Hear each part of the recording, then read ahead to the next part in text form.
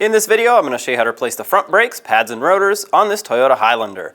These brakes are located right behind your front wheel, so we'll have to get that off to do the job. So let's install these TRQ brakes. Use a 21mm socket, remove all 5 of your lug nuts, and then pull the wheel off.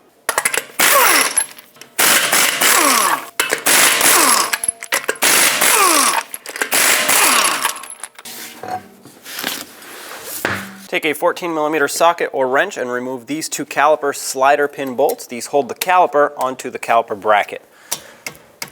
These shouldn't be very tight, so you should be able to easily break them free. Once both are broken free, you can remove them one at a time. That way the caliper stays on here. Just going to speed this up a little bit.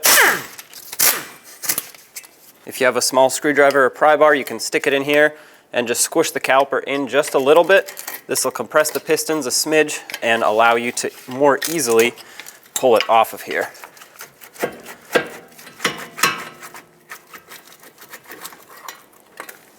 Okay, there's the caliper. Now I'm going to put it right up here so that it doesn't put any pressure on this brake hose. I want it to stay properly mounted without pulling on this. It can damage it. Let's take out the pads. The pads on this have these little springs that push them away from the rotor when you're not on the brakes. So remove these, and now remove your pads. You may or may not need a screwdriver or pry bar to pry them out. These are a little stuck, so with all the rust that's here, that's quite normal. And now we can remove the caliper bracket from the knuckle. 2 17mm bolts is what holds this on. Let's break free the bottom one. These are fairly tight. You'll need a little bit of leverage on whatever tool you're using. Just going to zip these out of here. Take one off at a time, same as with the caliper. On this last one, support the bracket and pull it away. Set this aside so we can clean it. Remove the rotor. Mine isn't stuck. A lot of times they do get stuck on the hub surface here, so if so, tap it with a hammer. It should eventually come off. Having said that, we definitely need to clean this hub up because it is quite corroded. If yours is just lightly rusted, a wire brush should do the trick. However, mine is pretty rusty, so I'm going to take a little sanding disc, sand this all down. It doesn't have to look 100% perfect or brand new, but it does have to be flat. All of these raised areas here are not good. They will sit behind the rotor, make it go at an angle basically, and although you might not see it, you will definitely feel it when you drive down the road. If you don't have access to a sanding disc, you can also use a wire wheel on a drill. That'll do a pretty good job as well.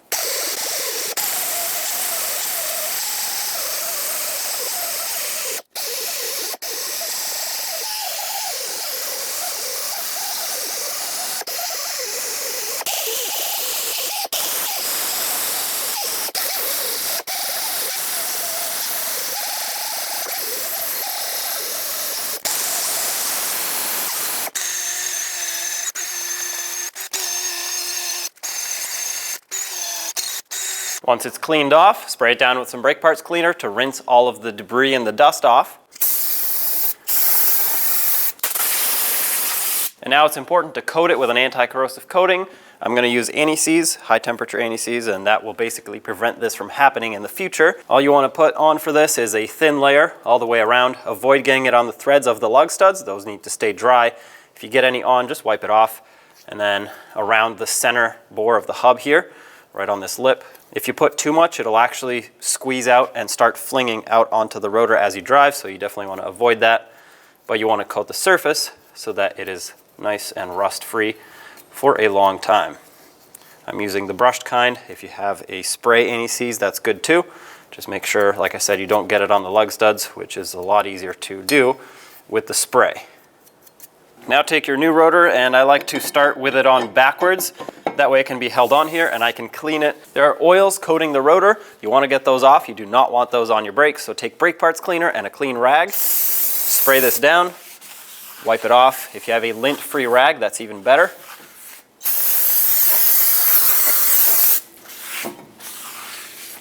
Perfect. Remove the rotor and install it the right way. Do the same on this surface right here.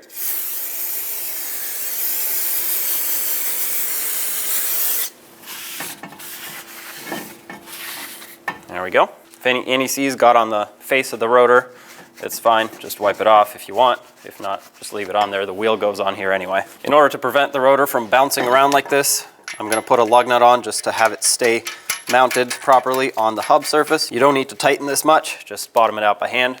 It's going to make this nice and secure. I have my bracket on my workbench here. What we need to do now is clean it. We need to clean the areas where the pads sit as well as the slider pins. So let's start with this right here. What you want to do is remove the old anti-rattle clips. We will be installing new ones. Sometimes you might need a little pocket screwdriver or a little pry bar to get these out. Sometimes they're really stuck. I can see in here once I take these off, I don't have a ton of rust. A lot of times they do corrode pretty badly, but this is actually cleanable with just a simple wire brush. Hopefully yours is like this and you don't have to actually get a sanding disc in here and sand it all down. Having said that, you want a nice clean surface so that the pads have space. Otherwise they will basically get crushed in between the top and the bottom if it's swollen with rust. So for me, I'm just going to take this wire brush. It doesn't have to be perfect, but it does have to be rust free and flat. I'm going to clean up here as well and over here. You can also use a wire wheel on a drill. If you have that, it's going to be a lot faster.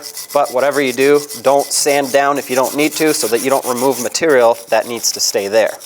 This is actually really clean right here, so I'm going to rinse it down with brake parts cleaner. Before I put my new anti-rattle clips on, I like to cover this with grease so that the corrosion doesn't occur in the future. I'm just going to coat everywhere where I cleaned. Now, you don't want to put a lot, just a thin layer. You don't want to get it in the middle here either, otherwise that'll get on the rotor. And the reason you just want a thin layer is because once you put the anti-rattle clips on, they'll squish it, and if it squishes out towards the center, no, that's going to get on your rotor. So you want to avoid that once again. I'm using silicone paste. This is high temperature rated silicone paste, so it's good for brakes. If you have brake grease, you can use that. Whatever you're using, make sure it's the appropriate type of grease. Having said that, these anti-rattle clips will have a spring to them. The spring needs to go towards the inside of the bracket, and the hook of the spring needs to be towards the outside so that the rotor has space in the middle.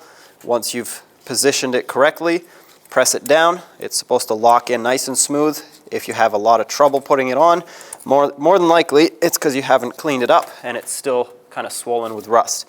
Having said that, this is nice and installed here, nice and clean. So flip it over, do the same on the other side.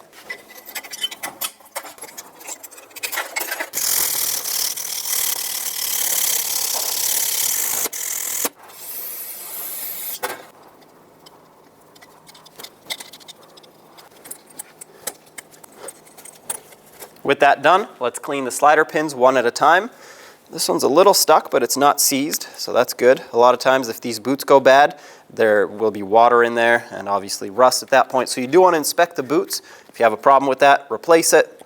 Let's do the pins one at a time because one of them will have a rubber sleeve, a rubber bushing on it. This one does not, so you want to make sure it goes back into the appropriate hole. I'm going to clean it off. If you have to use brake parts cleaner to get all the grease off, go ahead, or a wire wheel if it's rusty and you're trying to recondition it to reuse it. Mine is in good condition. Because it had good grease, I'm not too worried about the bore of the caliper bracket. If you are worried, remove the boot, clean it with a bore brush. I still have good grease in there, so I'm just going to add to it. I'm using that same silicone paste that I used earlier. Like I said, it is rated for high temperatures. The reason I put it in the boot is so that it acts as a reserve of grease as the vehicle, or as the brakes wear, as the vehicle's operating. I'm going to put a thin layer on the pin itself. You can't put too much on the pin because it'll get wiped off by the boot as it goes in. You also want to put some grease on the top lip here where the boot seals up. That way it can actually seal up nice and tight. And slide the pin back through all the way down. You'll notice there's a little bit of air stuck in here. Push the pin, squeeze the boot. That'll get all the excess air out. Give it a couple twists to work that grease in. Everything slides nice and smooth, so flip it over and let's do the same on this side over here. Once you take this one out, this one's a little extra stuck. There we go. You'll notice that this one has that rubber sleeve on it, so we're going to obviously make sure it goes back in here, which is why I don't like to do them both at once, but rather one at a time. If you have to clean this with a wire wheel or anything that's abrasive, take the boot off or this little rubber bushing sleeve because it will get damaged.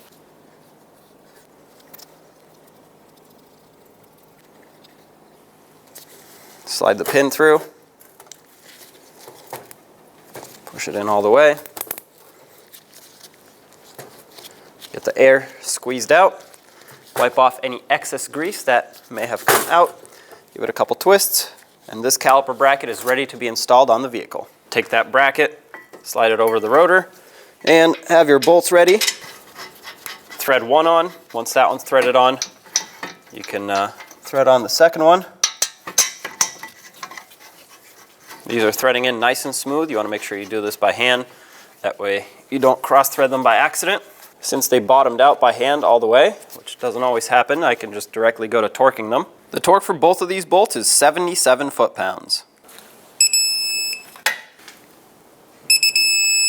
All right, they're both tight.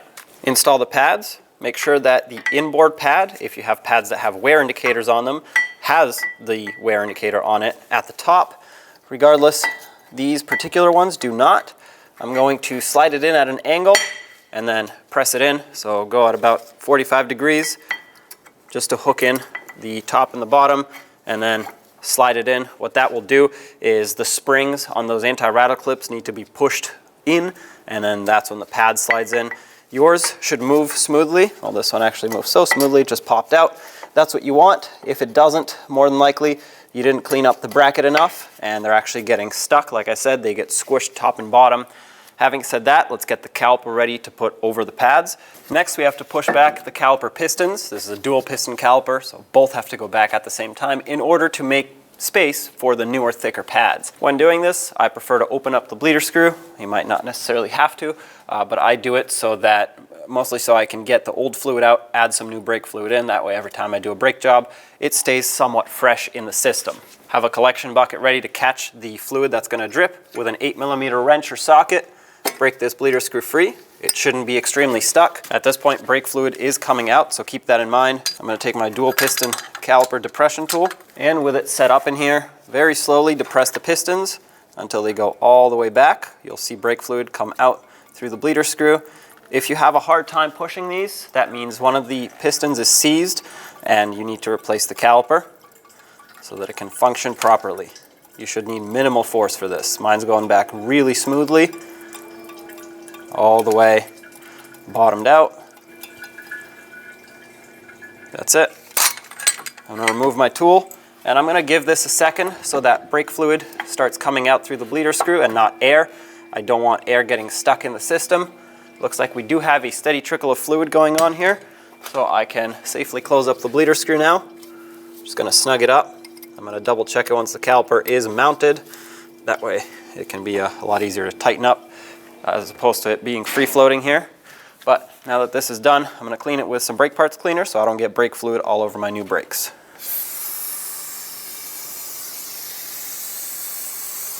With that pushed back, you can slide the caliper over the bracket here.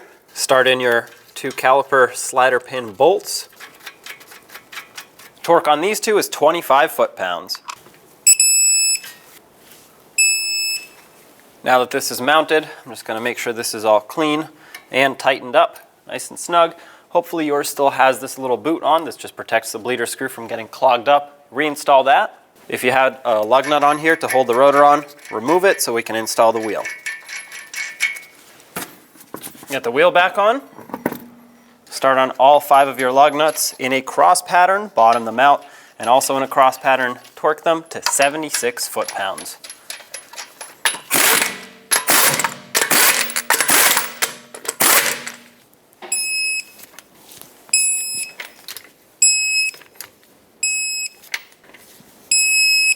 Double check them if you want.